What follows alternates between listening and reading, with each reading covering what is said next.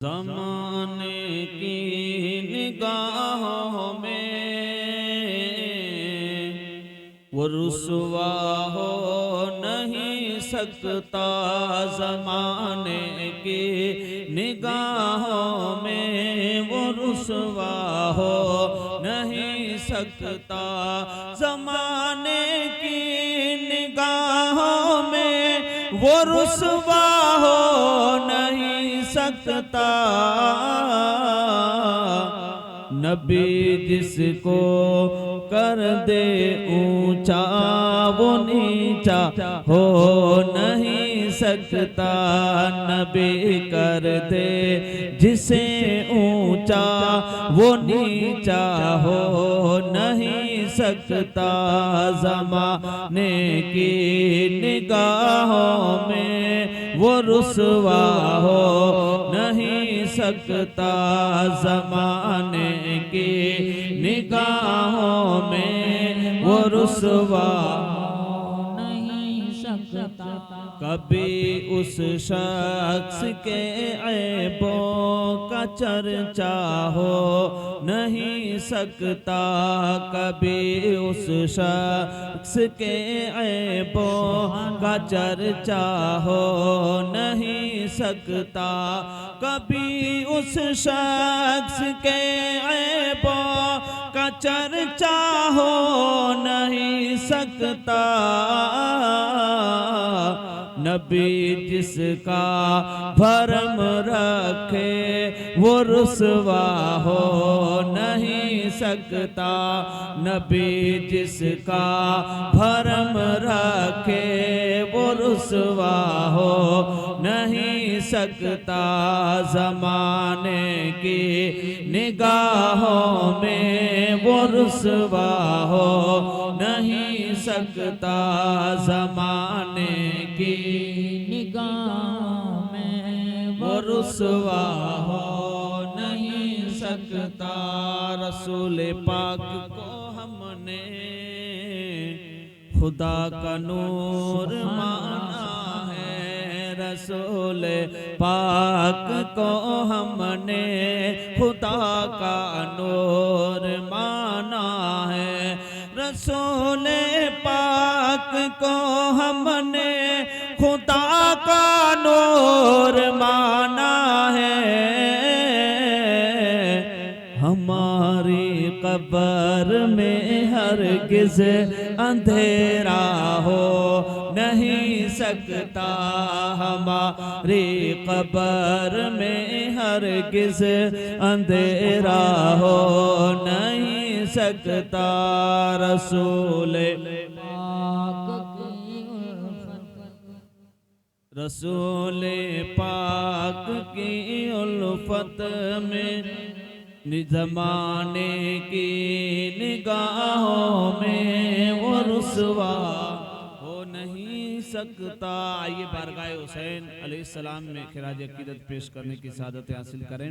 क्या खूब कहा किसी अहले दिल ने कि बिठाते थे मेरे सरकार जिनको अपने कांधों पर बिठाते थे मेरे सरकार। जिनको अपने कांधों पर बिठाते थे मेरे सरकार। जिनको अपने कांधों पर हुसैन इब्ने अली जैसा नवासा हो नहीं सकता। हुसैन इब्ने अली जैसा नवासा हो नहीं सकता। आखिरी शेर समात फरमाए बारगाह करीम नवाज में पेश कर रहा हूँ। मोहब्बत के साथ समात करें कि किसी की भी हुकूमत हो कोई भी राज करता हो। किसी की भी हुकूमत हो कोई भी राज करता हो। किसी की भी हुकूमत हो कोई भी राज करता हो। मेरे ख्वाजा ख्वाजा पिया सा कोई राजा हो नहीं सकता मेरे ख्वाजा पिया सा कोई राजा हो नहीं सकता ज़माने की निगाहों में वो रुसवा हो नहीं सकता। नबी कर दे जिसे ऊंचा वो नीचा हो नहीं सकता। सुनाए उतने प्यार से बोल दे सुभान अल्लाह। आइए मैं अब अपनी गुफ्तगू का आगाज कर रहा हूँ।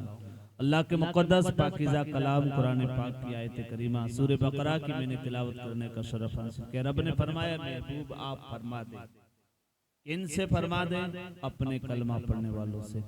ये आयत करीमा उस वक्त नाजिल हुई जब मुस्तफ़ा जान रहमत सल्लल्लाहु ताला अलैहि वसल्लम के गुलामों को परेशान किया जा रहा था। हालात मक्का के इतने डेंजर थे, इतने खतरनाक थे कि अबू जहल के गुंडे आशिकान रसूल को, उशाक़ मुस्तफ़ा को तरह तरह की अजियतें देने पर तुले हुए थे। यहाँ तक कि वो तानों पर आ गए और जब उन्होंने बात कही ताने की, यानी कहा कि तुमने नबी को पा करके क्या पाया है, बोले ना नबी को पा करके क्या पाया। मैंने इब्तिदाई एक शेर कहा था, इसी गरज से इसी नियत से मैंने कहा था कि मैं आज इस टॉपिक पर बोलूंगा कि जब बिके ना थे तो कोई पूछता ना था, तुमने खरीद कर हमें अनमोल कर दिया। मेरे आका के गुलामों को ताना दिया गया। आयत करीमा का नुज़ूल हुआ उस वक्त की बात कर रहा हूँ। मुस्तफ़ा जान रहमत सल्लल्लाहु ताला अलैहि वसल्लम के आशिकों को कहा गया कि तुमने मुस्तफ़ा का दामन थाम करके अपने आप को कौन सा बड़ा बना दिया। तुमने तो नबी का कलमा पढ़ करके जो था वो भी बेच डाला, जो था वो भी हाथ से निकल गया, जो था वो भी हाथ से निकल गया, यहाँ तक कि घर से बेघर कर दिए गए। तुम्हारे बाप भी तुम्हारे दुश्मन बन गए, तुम्हारे भाई भी तुम्हारे दुश्मन बन गए, तुम्हारे रिश्तेदार भी तुम्हारे दुश्मन बन गए, तुम्हारे कबीले वाले भी तुम्हारे दुश्मन बन गए। तुम्हारे पास बचाई क्या है। तो मुस्तफ़ा की जात पर इतना, दोस्तों और बुजुर्गों, मक्का के काफिरों ने कहा इतना तुम मुस्तफ़ा की जात पे भरोसा करते हो, तुम्हें हासिल क्या हुआ है। जरा कुछ जरूरी है कि दलील के साथ सबूत भी पेश करें, कोई चीज तो बताएं कि हमने ये हासिल किया है। जब मक्का के काफिरों ने ये बात कही तो मुस्तफ़ा के गुलामों पर एक दिल पर चोट लगी, मायूस हो गए, चेहरे पर मायूसी के आसार नजर आए। मेरे करीम आका की बारगाह में हाजिर होते हैं, अर्ज करते हैं या रसूल अल्लाह सल्लल्लाहु ताला अलैहि वसल्लम, गजब हो रहा है। मक्का के काफिर हमें ताना दे रहे हैं, नबी के गुलामी में आकर के तुमने क्या हासिल किया है। मुस्तफ़ा का कलमा पढ़ने वालों, एक बात बता करके गुफ्तगू को आगे बढ़ाना चाहता हूँ। जुबान से कह दिया ला इलाहा इल्लल्लाह तो क्या हासिल, दिलो निगाह मुसलमान नहीं तो कुछ नहीं। नबी का बनना है तो नबी का बन करके रहे, फिर ना देखें ना औलाद की परवाह करें, ना माल की परवाह करें, ना जायदाद की परवाह करें, ना किसी और चीज की परवाह करें। परवाह हो तो सिर्फ मुस्तफ़ा जाने रहमत की परवाह हो, परवाह हो तो सिर्फ मदीने वाले की बातों की परवाह हो, परवाह हो तो सिर्फ किरदार मुस्तफ़ा की परवाह हो। आज हम और आप इस तरह रुसवा होते हुए जा रहे हैं, आज हम और आप इस तरह दर बदर की ठोकरें खाते हुए नजर आते हैं। आखिर वजह क्या है। डॉक्टर इकबाल ने सदियों पहले मुसलमानों के जहन को झंझोड़ करके रख दिया। वो जमाने में मौजूद थे मुसलमान होकर, हम खवार हुए हैं तारीख कुरा होकर। क्या समझ रहे हो, ये हमारी तबीयत को खुश करने के लिए डॉक्टर इकबाल ने शेर कहा था, या हमारे मिजाज को राजी करने के लिए डॉक्टर इकबाल ने बताया था, या दुश्मनों को खुश करने के लिए कहा था? नहीं, ये हमें पैगाम दिया जा रहा था, आए मुस्तफा के गुलामों, वो जमाने में मौजूद थे मुसलमान होकर।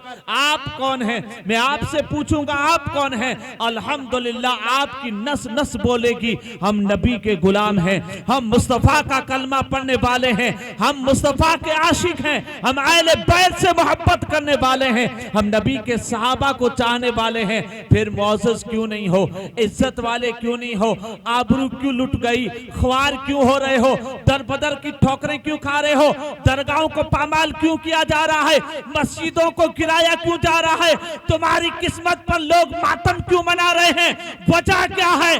डॉक्टर इकबाल ने खुल करके बताया। वो जमाने में मुअज़्ज़ज़ थे। कौन मुअज़्ज़ज़ थे?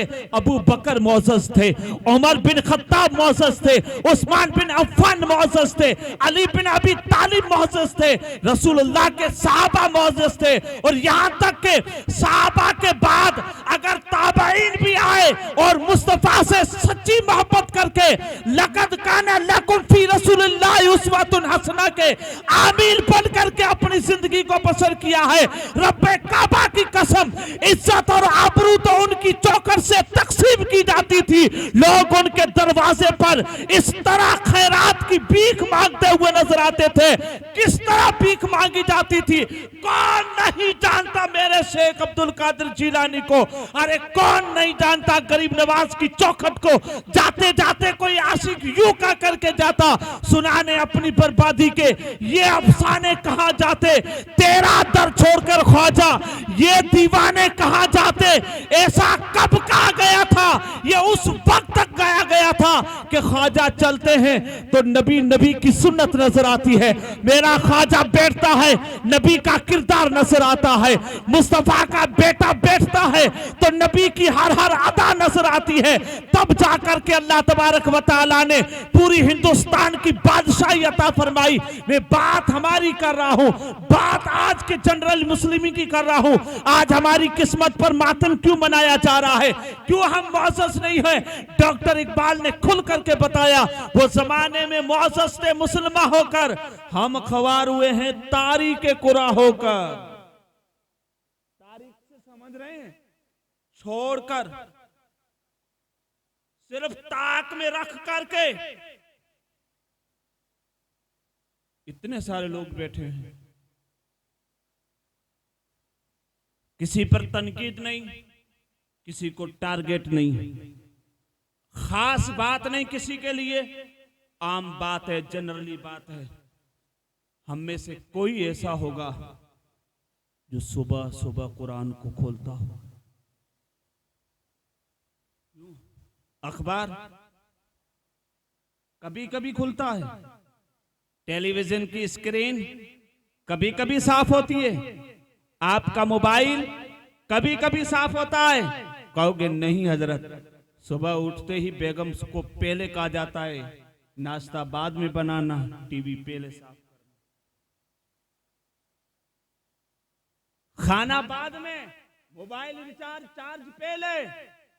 मैं आपसे पूछना चाहता हूं, ये कभी कभी करते और कुरान रोज रोज करते? ये कभी कभी करते, कुरान रोज रोज करते तो क्या होता? तो डॉक्टर इकबाल का ये शेर हमें पसंद आता कि मोहम्मद से वफा तूने तो हम तेरे हैं, ये जहां चीजें क्या लो कलम तेरे हैं। अगर तू सच्चा आशिक रसूल बन जा, ये अकबरी बड़े दावे के साथ ये बात आपकी समातों के हवाले कर रहा है। कसम रब्बे काबा की, तुम नमाजी बन जाओ, मस्जिदें गिराने वाले खुद मस्जिदें बना करके देंगे। तुम नमाजी बनो, मस्जिदें गिराने वाले खुद तुम्हें मस्जिदें बना करके देंगे। ये गिराई क्यों जा रही है? अजान पर पाबंदी क्यों लगाई जा रही है? इसलिए लगाई जा रही है कि हमने सुनना पसंद नहीं किया। मैंने जुमा में भी कहा था और उस जुमले को आज अभी भी दोहराऊंगा। मेरे नबी सल्लल्लाहु ताला अलैहि वसल्लम का हर वो गुलाम जिसने कलमा पढ़ा है वो दीन का मुबालिग है। यूं ना समझो कि नमाज की तबलीग की बात करना सिर्फ मस्जिद के इमाम की काम है, या किसी हाजी साहब का, या किसी नमाजी का, या किसी पीर का काम है। जिसने कलमा पढ़ा है उसकी जिम्मेदारी है कि अमर बिल मारूफ व नही अनिल मुनकर पर अमल करे। नेकी का हुक्म दे और बुरी बातों से रोके, हर एक की जिम्मेदारी है। हम तो किसी को नहीं रोकते, क्यों रोके? हम यूं सोचते हैं कि क्यों रोके। इस सोच ने, इस फिक्र ने हमें तबाह कर दिया, इस फिक्र ने हमें बर्बाद कर दिया। हम देख रहे हैं सुबह से लेकर के शाम तक, नमाज इशा के बाद से लेकर के रात को 3 बजे तक हम अपने बेटों को गली चौराहों में घूमते हुए देखते हैं, लेकिन किसी मर्द में इतनी हिम्मत नहीं होती कि आगे बढ़ करके किसी नौजवान से अपने नबी की बात बताए, अपने रसूल की बात बताए, अपने पीर के मिशन की बात करे, या अपना दर्द बताए कि ऐ नौजवान, तेरी जगह ये नहीं है, तेरी जगह मस्जिद का दरवाजा है, खोल, तौबा कर। तेरी एक तौबा करने की वजह से अल्लाह सारी बस्ती का अजाब डाल देगा। लेकिन कौन कहे? मैं कहता हूं किसी में हिम्मत नहीं है। बड़े चैलेंज के साथ कहता, बहुत बहादुर हो।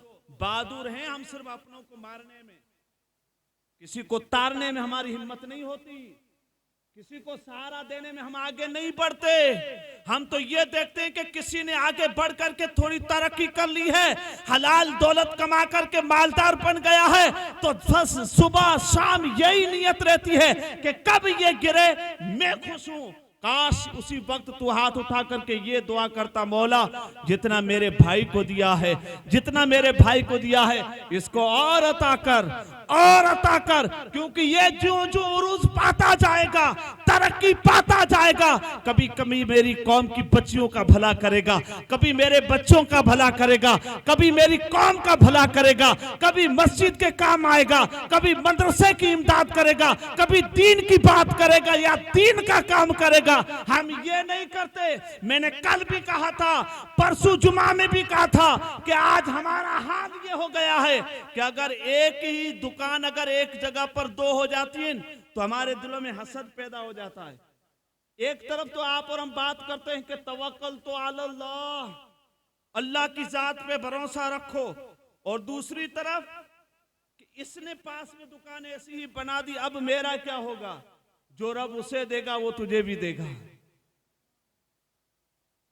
वो कादिर है, वो देने की ताकत रखता है, लेकिन शर्त है कि तू सच्चा मुसलमान होकर के नियत साफ करके अपने भाई की हमदर्दी और खैरखाई करके तू उसका साथ दे, अल्लाह की मदद तेरे साथ होगी।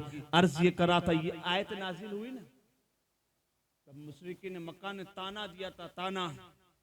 आज हम और आप भी खुश होते हैं कब? जब अच्छी बातें की जाए, मोहब्बत की बातें की जाए। मेरे नबी ने फरमाया सल्लल्लाहु अलैहि वसल्लम ने कि अगर किसी के बाल के बराबर भी कल कयामत के दिन ईमान होगा तो वो जन्नत में जाएगा। बोले ना सुभान अल्लाह। किसने कहा कि नहीं जाएगा? भाई कौन से मौलवी ने इनकार किया है?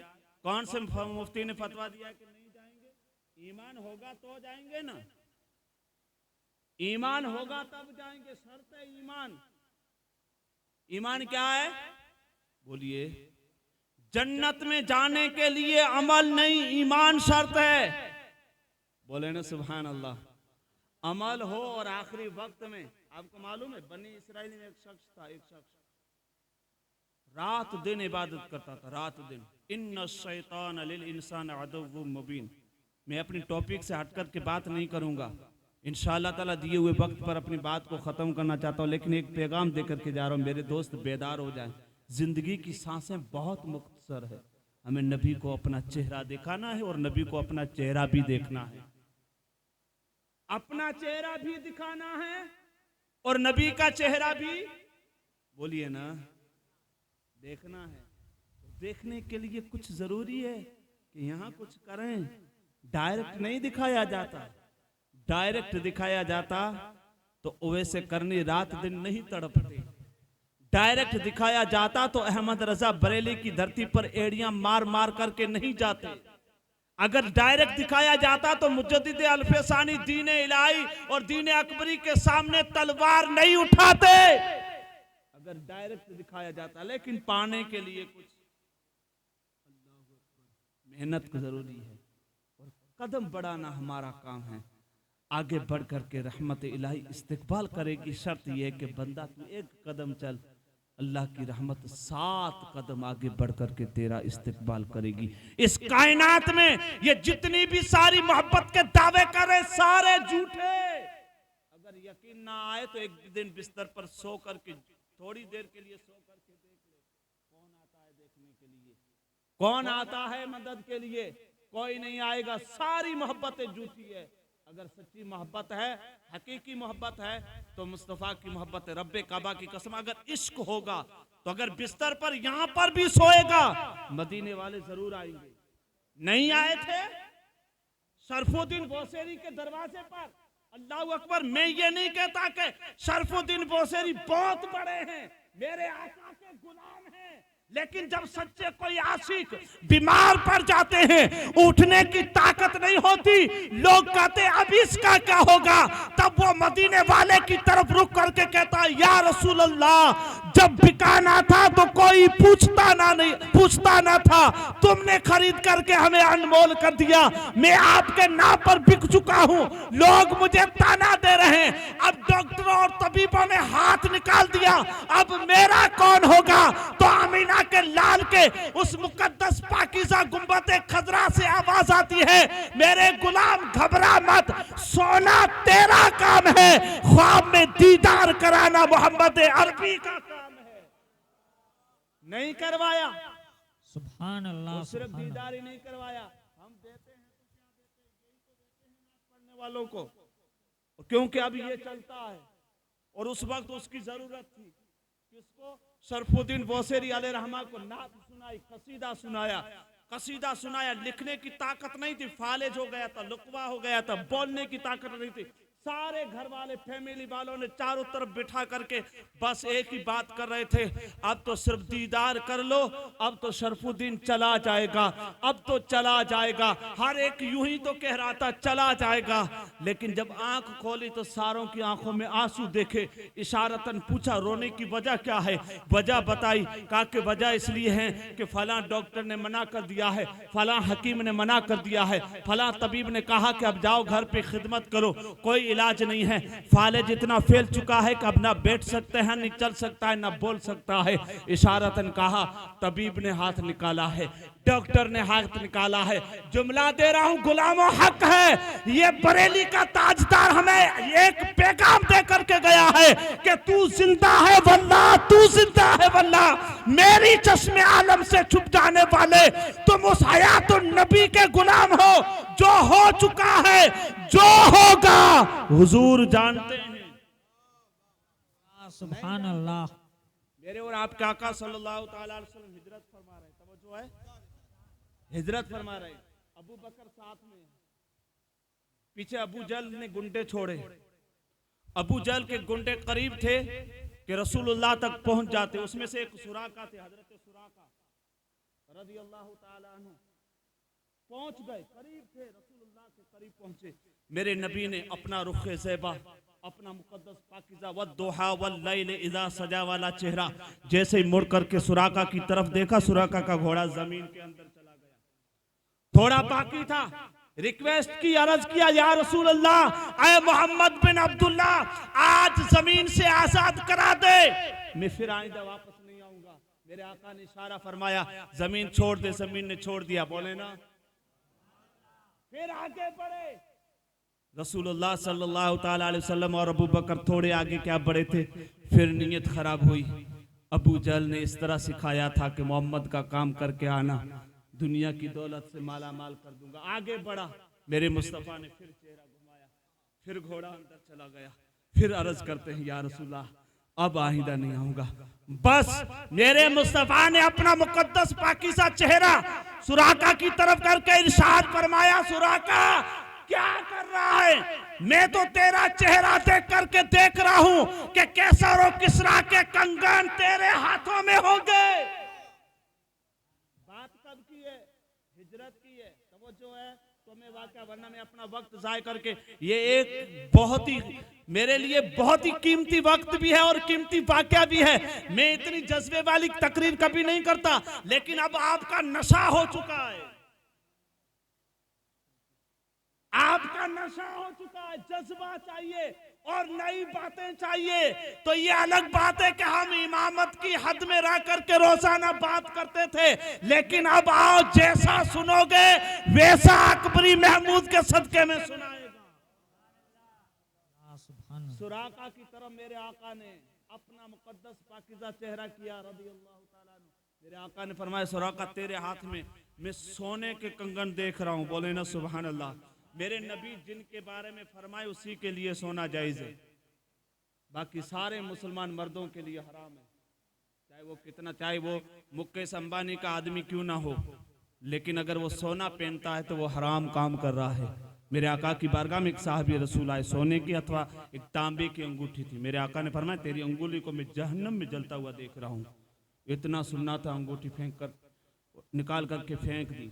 फेंकने के बाद में काफ़ी देर तक साहबा की मजलिस चलती रही, ख़त्म हुई जब चले तब साहबा ने कहा उठा लेने यार, बेगम को दे देना। कहा नहीं, जिसको नबी गिरवा दे उसे गुलाम उठाया नहीं करते। ये गुलाम है, हजारों बार सुन चुके हैं, जिंदगी का कोई भरोसा नहीं है। चेहरे पर नबी की सुन्नतें लेकर के जाओ, मेरे आका का तरीका लेकर के जाओ। कब्र में 2 सवाल के बाद जो तीसरा सवाल होगा वो बद्दुहा वाला चेहरा तुम्हारी निगाहों के सामने होगा। तुम्हारी आंखें होगी, किन आंखों में तुम मुस्तफा का दीदार करोगे, किन आंखों में नबी का दीदार करोगे। इन्हीं आंखों में, जिन आंखों में हम शादी की खुशी के मौके पर अल्लाह ने सुन्नत मुस्तफा अदा करने का मौका दिया था, तुमने सुन्नत तो साइड में रख करके सारे दीन का जनाजा निकाल दिया। शादी कल भी मैंने कहा था, आज भी तारीख फाइनल हुई, हमने अपने घरों में एक अलग रिवाज बना दिया। 7-7, 8-8 दिन तक आपके पड़ोसी रोजाना अल्लाह की बारगाह में आपकी फरियाद ना जाने कितनी बार करते होंगे, कितनी बार। बिल्कुल यकीन के साथ मैं कह रहा हूँ, मुझे पता है, मुझे कई तो मेरे पास शिकायतें आ चुकी है। अब्दुल रज़ाक भाई आपको तो मालूम है कि आवाज जब माइक की आती है उनको नींद नहीं आती। सब थोड़ी ना आपकी तरह 3 बजे तक जागने वाले होते हैं। कोई बेचारे पूरा दिन काम करते, वो 10 बजे सोते हैं, सुबह फजर में उठ करके फिर वापस बच्चों की रोजी के लिए शहर या कहीं और जाना पड़ता है कमाने के लिए। लेकिन मैं जो बात अर्ज कर रहा हूँ, कितनी मरतबा मैंने एक बहुत जुमला दिया, आपने गौर नहीं किया। किससे फरियाद करते हैं? और अल्लाह से फरियाद अगर उनकी कबूल हो गई तो होगा क्या?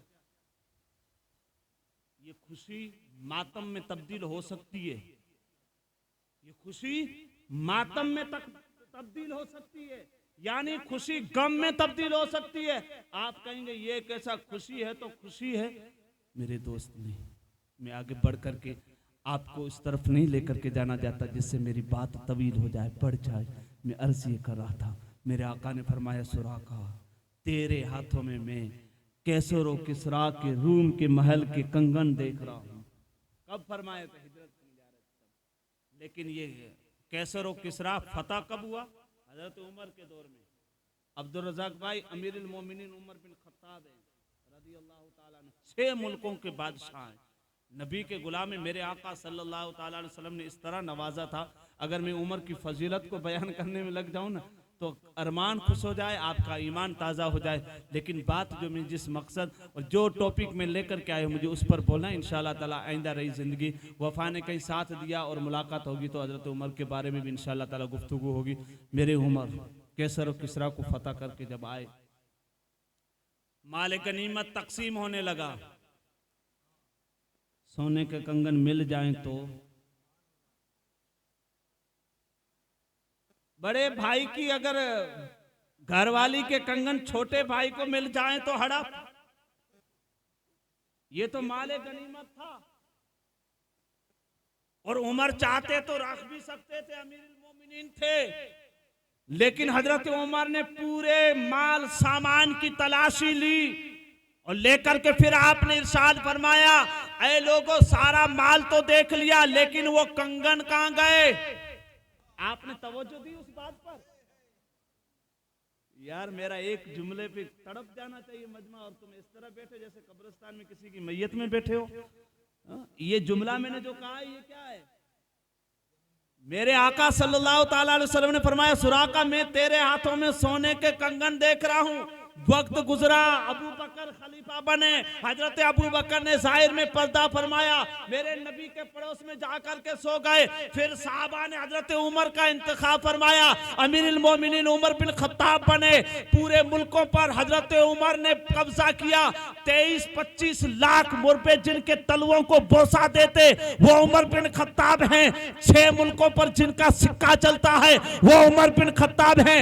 जब रूम को फतह किया, कैसर और किसरा के कंगन लेकर के आए, सारे सामान को तलाश करके आपने इरशाद फरमाया कि सारा सामान तो मिल गया, वो कंगन कहां है? कौन से कंगन? जो मेरे मुस्तफा ने फरमाया था, जो हो चुका है जो होगा हुजूर जानते हैं, जो हो चुका है जो होगा हुजूर। फिर तवज्जो दे, फिर गौर करें। मैं पागल नहीं हूं, बार बार पढ़ रहा हूं। मैं कहीं और तुम्हें लेकर के जाना चाहता हूं। चाहे आप मालिया की धरती पर बैठे हो, मैं तसव्वुर में कहीं और लेकर के जाने वाला हूं। जो हो चुका है जो होगा हुजूर जानते हैं। अच्छा, आप यहां बैठे हो ये भी जानते हैं?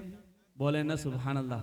घर पे ढोल बज रहा है वो भी बोलो ना यार, है तो है, जानते हैं। हजाम की कुर्सी पर बैठ करके सुन्नत मुस्तफ़ा पर इस तरह घुमा रहे हैं, वो पेशाब की नालियों में बह रहा है हुजूर जानते हैं। बेशक जानते हैं बेटा, सब्र कर। अभी और सफर बाकी है, बहुत सफर बाकी है। नाच ले, जितना नाचना है उतना नाच ले। नाच ले या नचवा ले अपने घर वालों को जितना नचवाना है। आखिरकार आएगा तो वहीं जहां तुझे जाना है, आएगा तो वहीं जहां तुझे जाना है। मेरे आका ने फरमाया, सुराका सोने के कंगन तेरे हाथ में, क्या मेरे नबी जिनके बारे में सोना जायज कर दें उसके लिए जायज है? होना तो ये चाहिए था कि अमीरुल मोमिनीन उमर बिन खत्ताब थे, जब रूम को फतह किया, कैसर और किसरा के कंगन हासिल कर लिए तो हजरत उमर को पहन लेने चाहिए थे। नहीं, अमीरुल मोमिनीन जरूर हैं, लेकिन उमर के लिए भी सोना पहनना जायज नहीं है। ये तो सिर्फ सुराका के लिए है, इसलिए कि मुस्तफा ने फरमाया। और मेरे नबी जिनके लिए कह दे वही शरीयत है।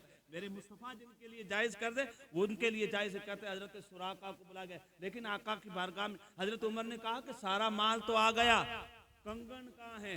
तो कोई सी साहबी या किसी उस वक्त के दोस्त के हाथ में एक कपड़ा आया, रुमाल जिसको या कपड़ा का, उसमें से कुछ चीज लगी। उसने दौड़ करके कहा, हुजूर इसमें देखिए ये क्या है? तो खोला तो सोने के कंगन थे। सोने के कंगन तो मिले। सारे लोगों पर नजर दौड़ाई, हर एक की तमन्ना थी। सारे भूल चुके थे कि उमर क्या कहने वाले हैं। अल्लाह अकबर, सारे भूल चुके थे।